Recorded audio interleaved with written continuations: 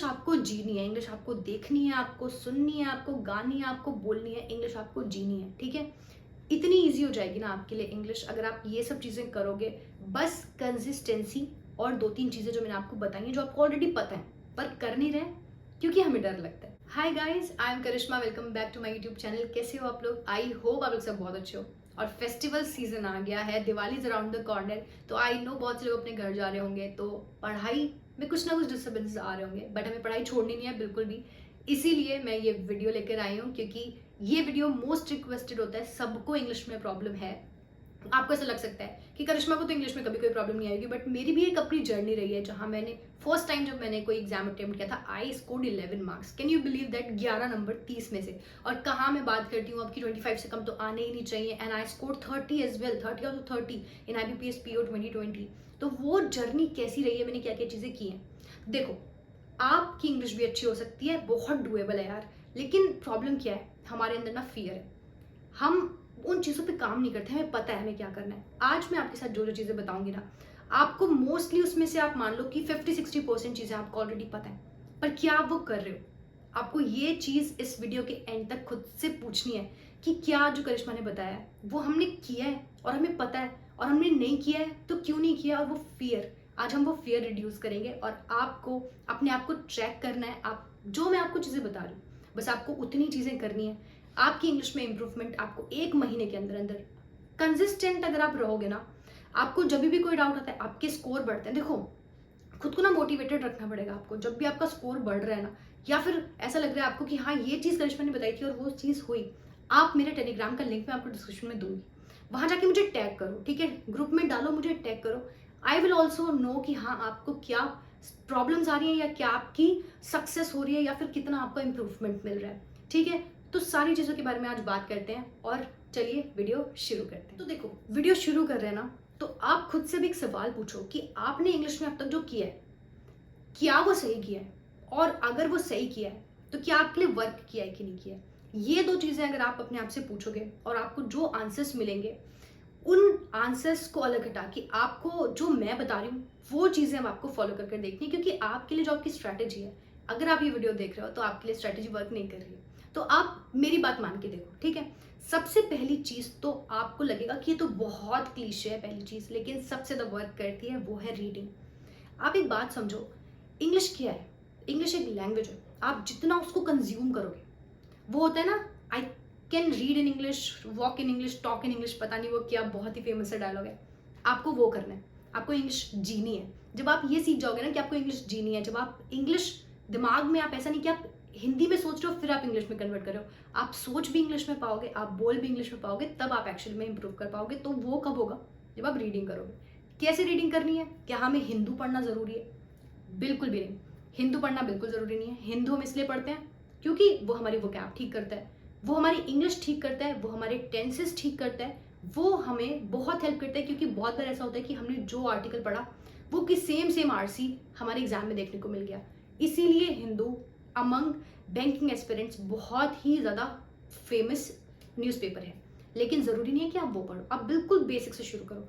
आप sports section, अगर आप लड़के हैं और आपको हो सकता है, अगर आप लड़की भी हैं, आपको हो सकता है स्पोर्ट्स को भी बहुत पसंद है, स्पोर्ट्स सेक्शन से शुरू करो। अगर आपको फैशन न्यूज़पेपर पसंद है, फैशन से शुरू करो, मैगजीन से शुरू करो, कॉमिक बुक से शुरू करो, किसी से भी शुरू करो, बट रीडिंग शुरू करो।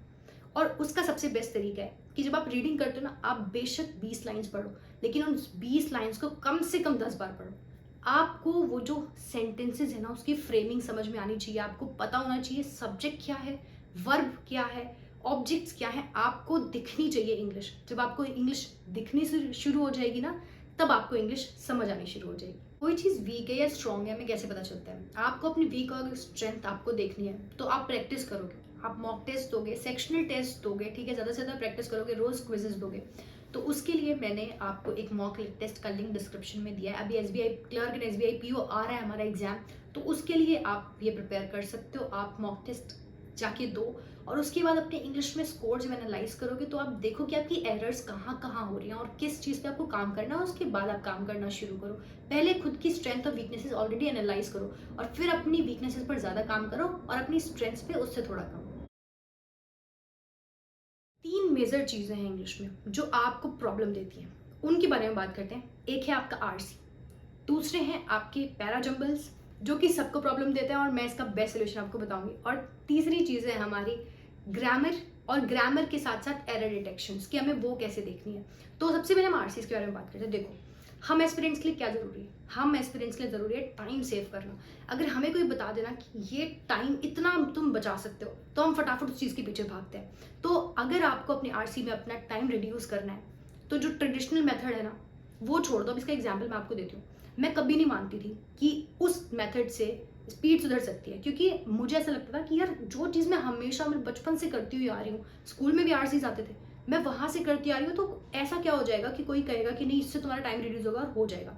एक्चुअली में होता है जब आप क्वेश्चंस पहले पढ़ते हो ना, और उसके बाद आप पढ़ने जाते हो अपना आरसी, तब आपको पता चलेगा कि आपको ऑलरेडी आरसी का ना जो बेसिक सेंस है आपको वो पता चल जाता है, आपको कीवर्ड्स पता चलते हैं। जब आप क्वेश्चंस पढ़ेंगे कीवर्ड्स नोट करिए, और उसके बाद तुरंत आप जाइए अपने आरसी पर, और जहां आपको वो कीवर्ड मिले सिर्फ उतना पढ़ना है। आरसी आपको इतना लंबा दिया होता है, लेकिन हमें सिर्फ पॉइंट्स पढ़ने होते हैं उसमें, जो हमारे की पॉइंट्स होते हैं। तो आपको सिर्फ उतना करना है, क्वेश्चंस पढ़ने, आरसी पर जाना है, की पॉइंट ढूंढना है, उतना एक 4-5 लाइन्स वो पढ़नी है, उसमें से आपको आंसर मिलेगा, आंसर मार्क करना है, हमें आगे बढ़ना है। हमें उसमें पीएचडी नहीं करनी है, ठीक है। हमें नहीं समझ आया किस चीज़ पे आया था, कोई बात नहीं, लेकिन आपके आंसर्स ठीक होंगे, ये तय है। और जो आपको 7 से 10 मिनट्स लगते हैं ना, वो आपके सिर्फ 5 से 6 मिनट्स लगेंगे। और ये मैंने खुद किया, इसीलिए मैं टेस्टेड एंड ट्राइड चीज़ें आपको बता रही हूँ। आप ट्राई करो और फिर मुझे बताना टेलीग्राम पे कि आपको फ़ायदा मिला है कि नहीं, ठीक है। उसके बाद दूसरी चीज़, एरर डिटेक्शन के बारे में बात करते हैं। पैराजम्बल्स के बारे में लास्ट में बात करेंगे, क्योंकि वो आफत है, ठीक है। उसके बाद एरर डिटेक्शंस। अब एरर डिटेक्शंस जो हैं वो आपको रोज़ करनी है। अब आप कहोगे कि रोज़ इतनी सारी लाइन है कहाँ से, यूट्यूब पे सर्च करना है error detections for banking examinations. किसी की भी एरर डिटेक्शन मिलती है ना, सिर्फ बैंक की नहीं, आपको एसएससी की मिलती है, आपको और एग्जामिनेशंस की मिलती है, सबकी उठा के सिर्फ दिन में 5 करनी है। अब उनमें करना क्या है, जब आपने वो 5 की, अब उन 5 के आपको जो भी आंसर्स थे, अगर आपको आते हैं तो बहुत अच्छी बात है, लेकिन अगर आपको नहीं आते हैं तो क्यों आपको नहीं आते थे, एक नोटबुक बनाओ अलग से, और उस नोटबुक में वो लिखते चलो, ठीक है। जब आप ये लिखोगे ना, तो आप रोज़ रिवाइज करोगे।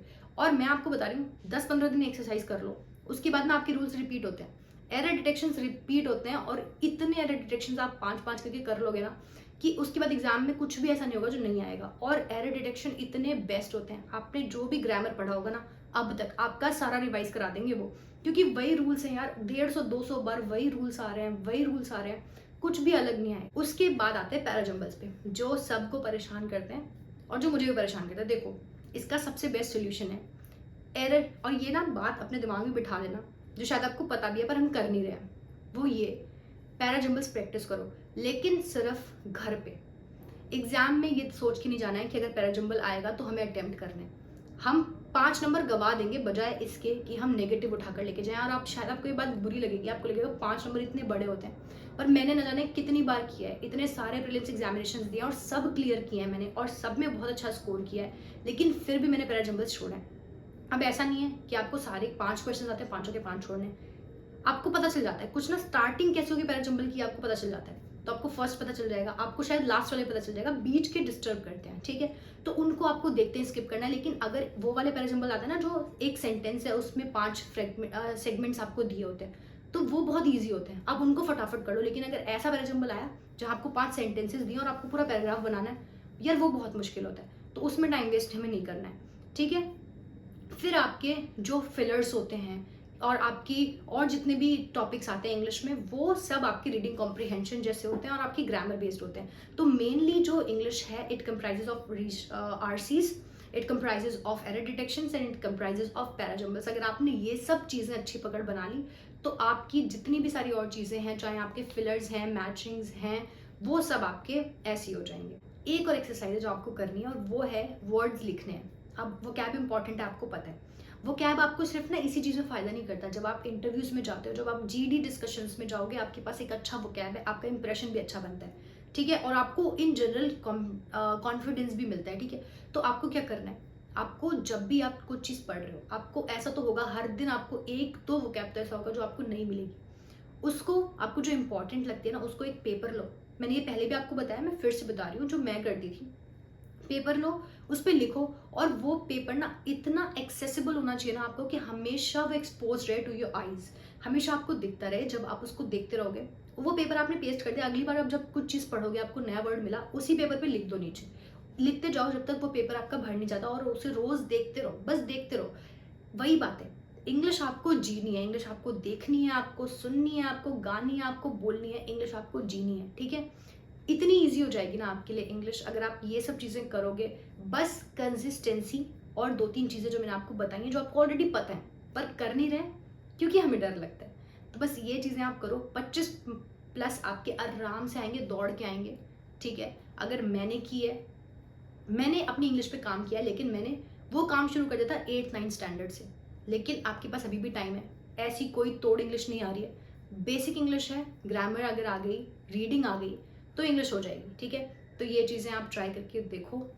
थोड़ा-सा अलग अप्रोच मैंने इस बार अपनाई है, क्योंकि हर बार ट्रेडिशनल अप्रोच से हम नहीं चल सकते। एग्ज़ाम बदल रहा है, पैटर्न बदल रहा है, एस्पिरेंट्स बदल रहा है, कॉम्पिटिशन बदल रहा है, तो हमें बदलना पड़ेगा।